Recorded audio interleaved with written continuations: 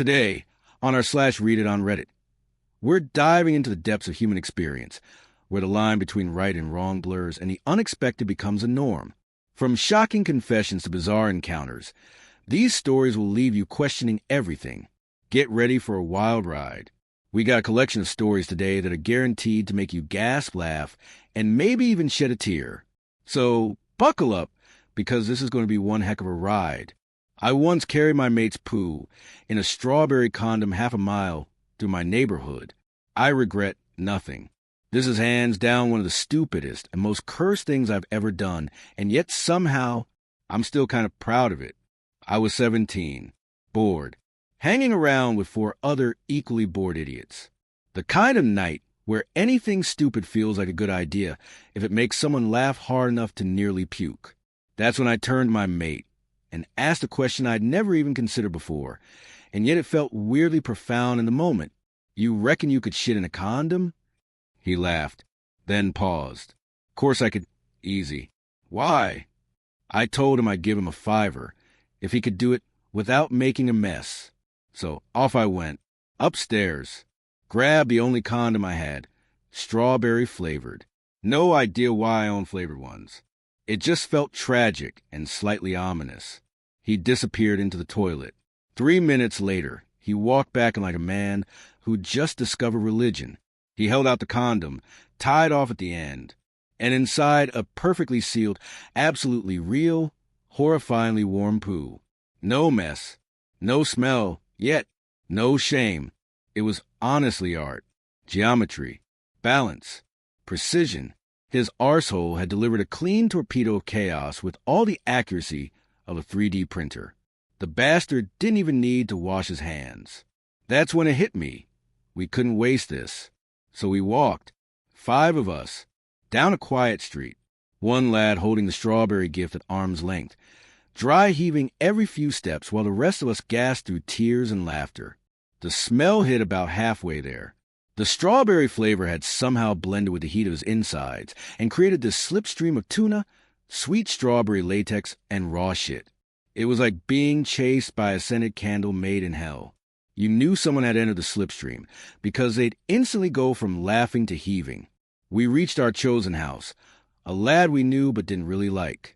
We left it on his doorstep, like a biological Amazon Prime delivery. Rang the bell, ran like lunatics into the night. The next day we go into school and sit down at lunch. Just so happened we knew a kid who also knew the person whose house we left our little strawberry gift at. He told us the guy's parents came out and saw this perfectly formed turd just laid there, and they burst out laughing before figuring out how to dispose of it. I know this is disgusting. I know this is stupid. But I swear to God it happened. And when I think about it now, I don't feel regret. I feel respect. Maybe even nostalgia. Because on that day, I witnessed something truly rare. I witnessed the birth of a legend, the man with the golden a-hole. Let's just say some stories are best served. Well, you'll see. And honestly, who hasn't had a night where they felt like they were in some sort of fever dream? Now, for a story of regret and the high cost of a moment's lapse in judgment. I lied and took a company asset home.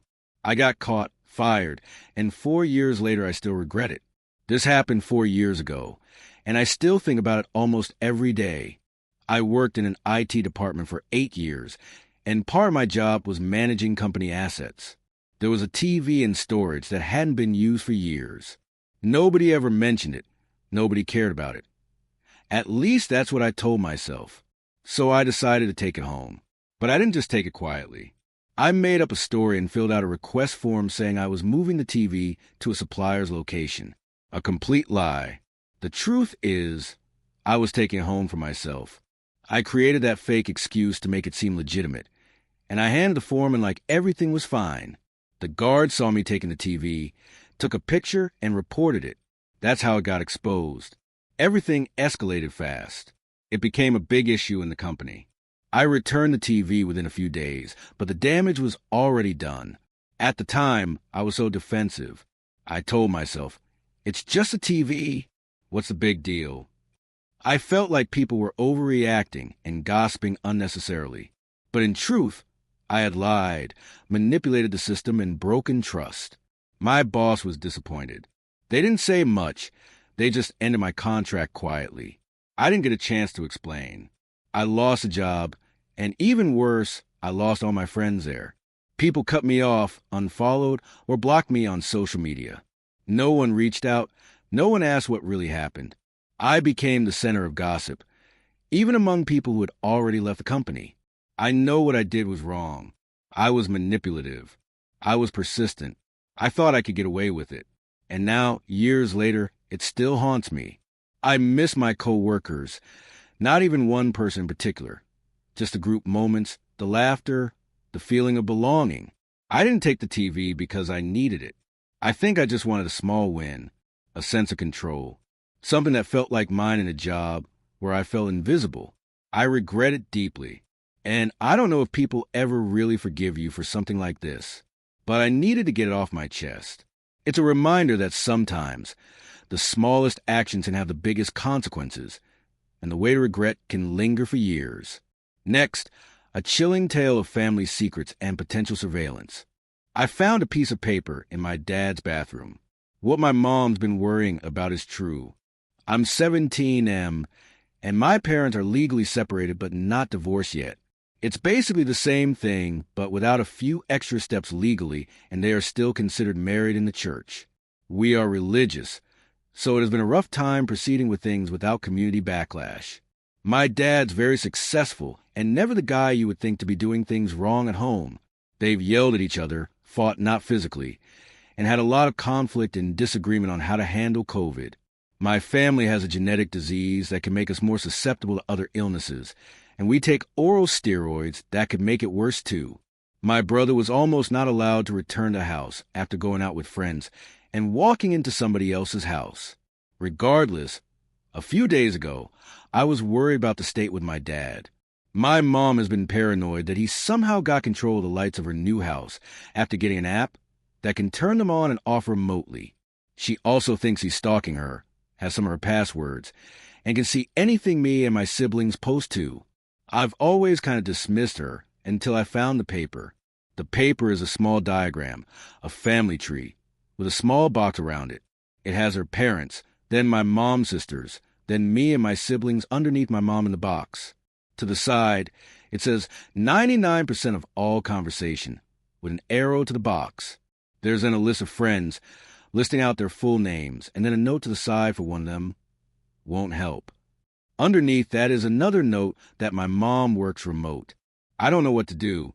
Whenever I call my dad out or have an issue with him previously, saying he's gaslighting or that something is manipulative, he says, I'm icing my mom's words. He thinks my mom is trying to alienate us from him, but then I find stuff like this and her paranoia makes sense. Should I tell her I found it? Should I confront my dad? I got a picture of the paper and didn't take it. So he doesn't know I saw it, and I made a new ACC so he can't stalk my socials. I'm on someone else's Wi-Fi writing this too. Edit. A lot of the comments are asking about the light mention. When my mom built the house, she got a home security system and a smart control app that lets her turn on and off the lights and arm and disarm the door sensors. When my mom and sister were in the kitchen, the lights turned off by themselves while they were talking to each other. It was one of those ones that slowly dimmed before shutting completely off too. I'm glad I wasn't there. Other things my mom found odd. He found out about my aunt being pregnant, my mom's sister, but she had never told him. Most of my mom's side of the family is no contact with him. When they were first separated, they used to switch in and out of the house, which is now my dad's house, and he found out that my mom was building a new house, found where and who she worked for a new remote job, and found the address of the new house, my mom. And I have also experienced this too. Sometimes log onto our laptops or phones and then find our emails have been randomly signed out without us signing them out. I have multiple emails, and it was my main that got signed out of at least twice. I only noticed when I realized I was getting less college spam than normal. We both since changed our passwords. When my dad was on a Zoom call with a friend or coworker or both, the same time that I got a push notif on Discord from my phone, I heard the Discord ping coming from my dad's laptop. I don't know if two full-time, both having families, middle-aged men are messaging on Discord. All of these are circumstantial, but are just Odd. Edit 2. My mom is not schizophrenic. My dad would have known, and he would already have custody of us. Anxious and putting blame on things that might not be related? Maybe.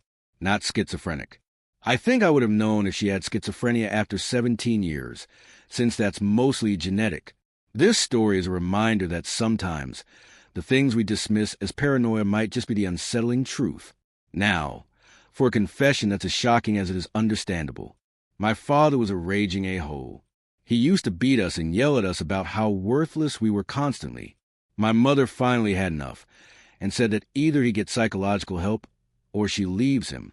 He went to the doctor and was prescribed an antipsychotic medication, which made sense to us kids.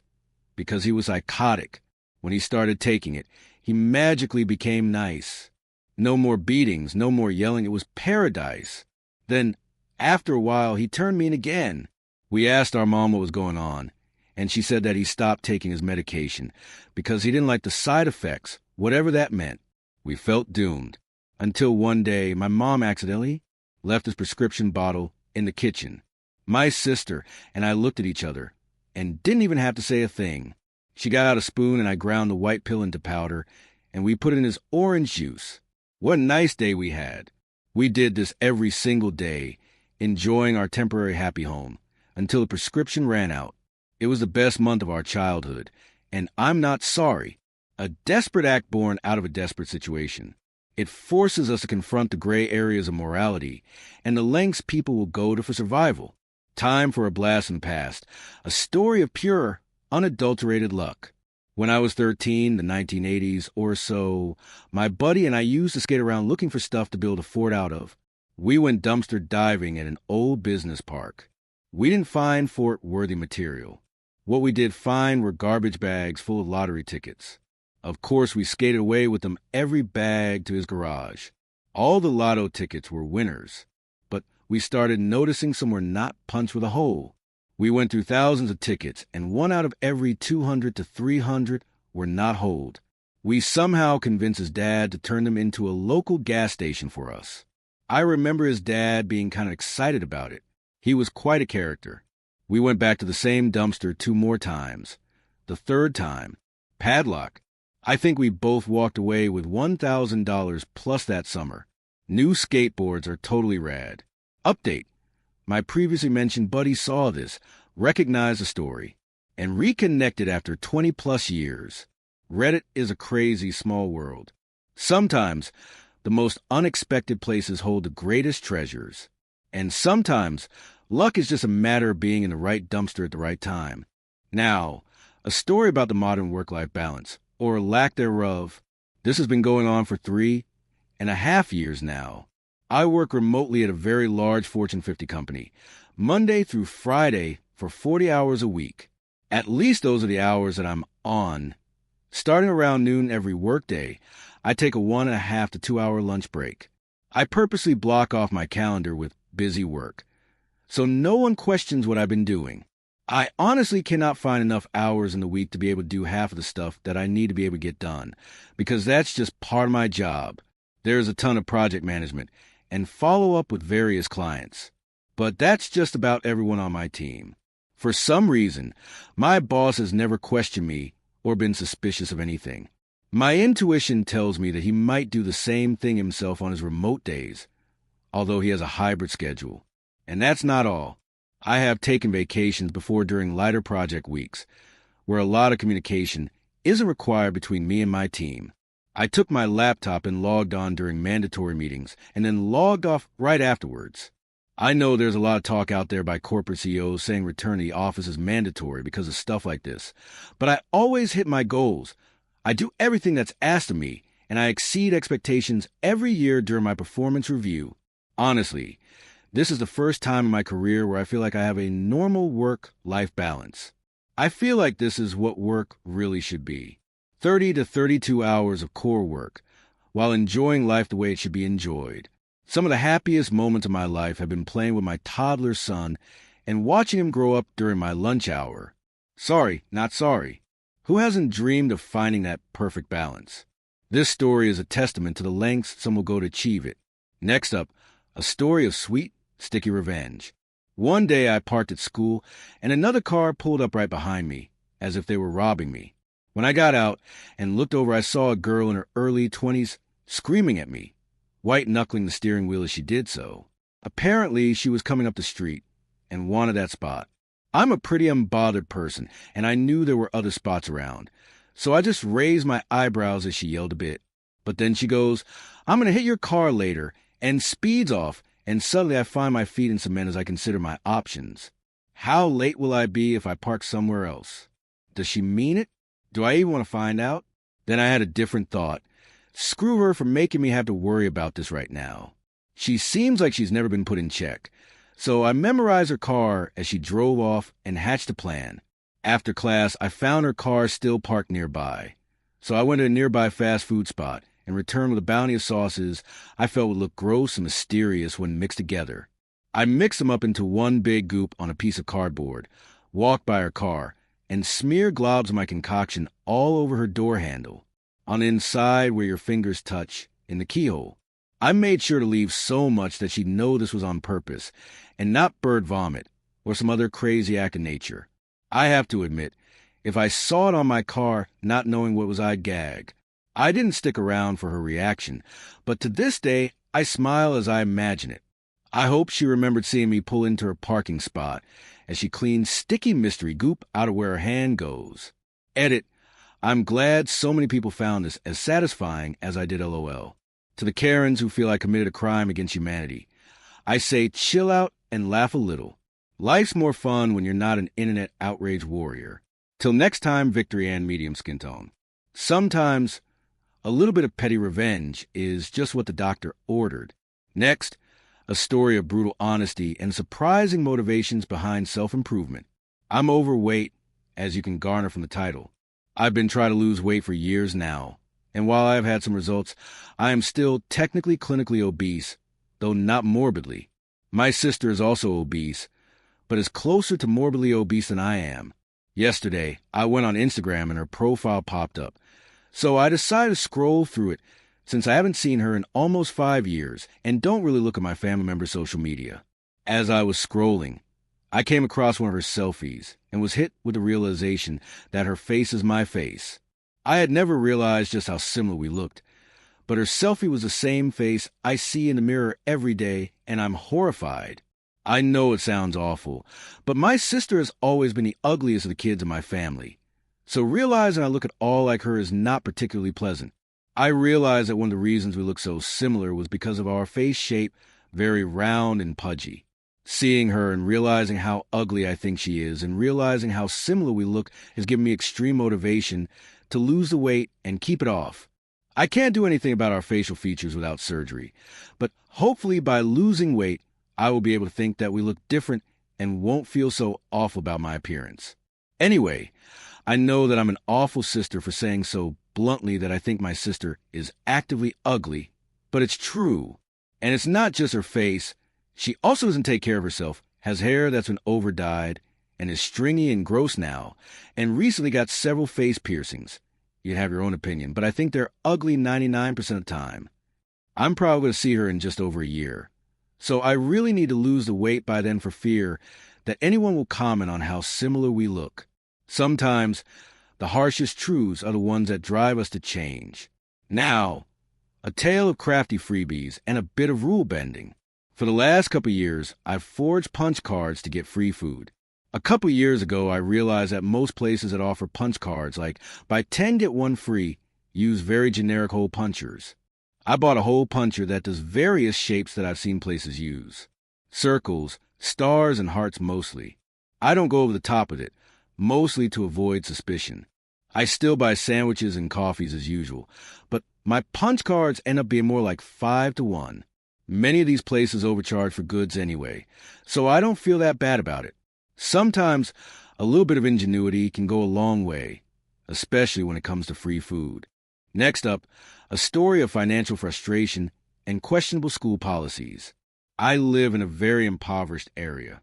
For prom, my school allowed youth to fundraise to help pay for our tickets. My ticket cost $70, so I just paid the full amount myself. However, We recently got a new sponsor, and she's no longer accepting the money that was fundraised. Now, she's requiring everyone to pay $50 out of pocket.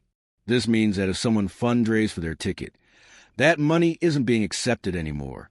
People have been asking for refunds, but the school isn't giving the money back. I don't know what to do. Who should I talk to about this? Our new sponsor wants to control everything. She changed the prom theme even after the entire senior class voted in favor of the original theme, not hers. And now she's doing this with the tickets. I have a meeting with her tomorrow. Update 1, they're aware of the people who fundraise and have in spreadsheet paper. But the issue is that prom tickets are now being sold for $50, whereas a fundraiser required raising $70. They're not going to reimburse the $20 difference. I spoke with the sponsor, and she said she's not accepting the previous fundraiser money because she's a new sponsor and isn't in charge of who received the funds. My final update will be on Friday, and no, I haven't received a waiver for a free prom ticket nor my money back. Update to my friend who fundraised. Ended up raising $70 but paid $50 for the prom ticket. She found out she had fundraised, so she's been trying to get her $50 back, but she hasn't been reimbursed yet. Also, they told us the principal will announce who fundraised and will get a free ticket, but that never happened. This is so frustrating. Sometimes, it feels like you can't win, no matter what you do. Now, a story of family secrets and unspoken truths. My brother, who is now dead, was always complaining about my niece's mom cheating on him. My niece looks nothing like my brother, but I need to reckon with the fact that it doesn't matter. My brother loved her as his daughter, and it's not her fault. She's just a kid, but I can never ever express my doubts to anyone. If I confront my niece's mom, we'll never have contact with my niece again, whether or not she is biologically my brother's. I keep on telling myself it shouldn't matter, but it does. Sometimes, the things we keep hidden are the heaviest burdens we carry. Next, a story about the need for solitude and the art of the believable lie. I lie about having plans just so I can stay home and do nothing. People think I'm super busy, but I just need space to exist. I lie about being busy just so I don't have to show up. People think I have this packed life full of plans and responsibilities, but the reality is that I spend most of my time alone, doing nothing significant. I say I have errands, work stuff, family obligations, whatever sound believable because I can't bring myself to say, I'm just too mentally exhausted to be around anyone right now. It's not even about disliking the people who invite me out. Sometimes I really do want to see them, but when the time comes, I feel this heavy resistance, like a wall goes up and I can't move past it. I'm not tired in the physical sense, just emotionally worn down, like I'm constantly trying to keep it together in front of the world. And pretending to be busy is easier than trying to explain that. I don't want to seem like I'm pushing people away, but solitude is the only thing that doesn't drain me. I wish I could be honest about that, without feeling like I'm letting everyone down. Sometimes, the best plans are the ones you make for yourself. Now, a story of a mother's pain and the complex emotions of early parenthood. I am a first-time mom to a very small, very early baby. I got dragged in for a C-section 8 weeks before my due date because of high blood pressure. Every day I go to sit by her bed in the NICU and look at all the wires and needles and the ventilators, and it makes me feel a lot of guilt. If I had taken care of myself, if I had chosen to wait to have kids when my body was ready instead of being selfish, she wouldn't be there. I don't even feel like she's mine. They took her out of me and straight to the NICU when she was born. I have to ask for permission/help when I do anything that involves moving her. She eats by feeding tube, and my body never produced milk, so I'm not feeding her at all. I know she's my kid because people tell me she is, but I don't feel anything when I look at her. I regret doing this to her every second of the day because she's just a baby and deserves a good mom. Sometimes, the most profound emotions are the ones we struggle to understand. And for our final story, a moment of profound humility and a lesson in empathy. This happened about 10 years ago, and I've carried it in my heart ever since. I was on some really tough times. 26 years old. I had no money, was in school, and living in Atlanta at the time. I exited off the highway in downtown, and a homeless guy approached my window. This guy was a regular. I saw him daily. He was somewhat elderly, probably in late 60s/70s. It usually broke my heart, and I gave to homeless when I could. But that day when I was approached, I was so involved in myself and deep in my own immediate wounds/needs that when he asked me for money, I lashed out. I yelled at him and said, "I don't have any money to give you because I don't have any money myself." He responded with empathy and tried to give me what few dollars he had. I immediately recognized this as the kindness and literal face of God. I felt so horrible, refused the money, and apologized. I cried all the way home that day as the depth of what happened sunk in. I think about this moment often, especially now at 35. I reflect on the things I should have done, like offered him a ride, bought him some clothes/food/etc. I wonder where he is and if he is alive. I think about my selfishness and how most people are one crisis away from being in his shoes. I'm a Christian and God had brought me out of severe back injury and wheelchair a few years prior. I feel such shame, even 10 years after, thinking about how I was given a second chance at life, and I responded that way to a man who in turn offered me what little he had. I don't think I can forgive myself for that moment because it was an opportunity, one that I feel God was giving me to fulfill this scripture and be a light for the world, but I failed. Matthew 25 verses 35 to 36. For I was hungry and you gave me something to eat. I was thirsty and you gave me something to drink.